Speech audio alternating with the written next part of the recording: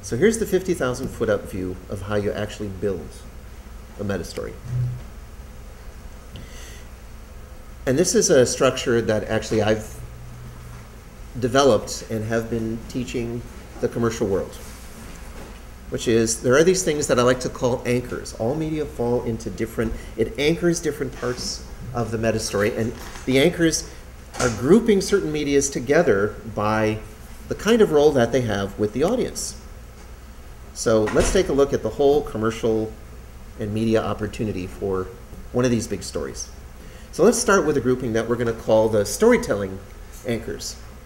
Motion picture, TV, publishing, digital gaming, live show, and site-based. And of course, what all of these really share is these actually tend, many of these actually tend to be the primary media in which the story is launched, because these media do an absolutely great job of telling story. They do it differently, and you have to understand what those differences are in order to be able to create those things in the larger story. But those media tend to group themselves together. So if you understand what's different about them and you understand how to craft those things into the bigger story, remember, you're not actually making the motion picture. You will make the motion picture, but first, you're making what the motion picture is going to take a slice through. Then there's what I like to call experiential anchors, and this is basically, you get to drive the fantasy here. These are the web and interactive, the toys, the traditional and card games, what I like to call action licensing, because there are other companies out there that buy into your product, but they usually have to do with some form of an action product. Role play events and LARPing. Do you guys know what LARPing is? Live action role play. You guys ever seen the Society for Creative Anachronism? It's to whack each other with swords. Now, not all LARPing is like that. There's incredible LARPing that's done with Nerf. Then what I like to call the inspirational anchors. These really don't lead, meaning you don't launch your story in these, but these end up extraordinarily important, because once your story becomes meaningful and your audience wants to wrap themselves in it, right? They literally want to wrap themselves in it, and they want to tell people, I'm a member of this, or they like what gets said, or they want to declare a number of things about it and remind themselves of it.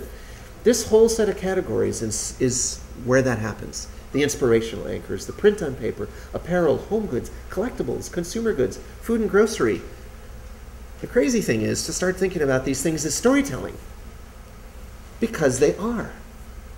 If there's a fantasy associated with it and it's part of your life and you're choosing to put that fantasy in your life through that thing, then you're living part of that story, and that is part of storytelling. So the storytelling world just got a whole lot bigger. And the last is community anchors. Audience blogs, audience connection sites, clubs, fan orgs. Even though there's only 3 bars over here, this has become unbelievably important. You saw the work on Frankenstein. I'm starting here. I'm building the meta story open to the community that's interested in the story. So now they're already engaged in the story. Now it already has an audience. Now it already has a community. You can start here. And I'm telling you, there are not many companies out there of any size that get this, that understand this is where part of the step change has occurred. That it's now about the community, and now it's about the audience.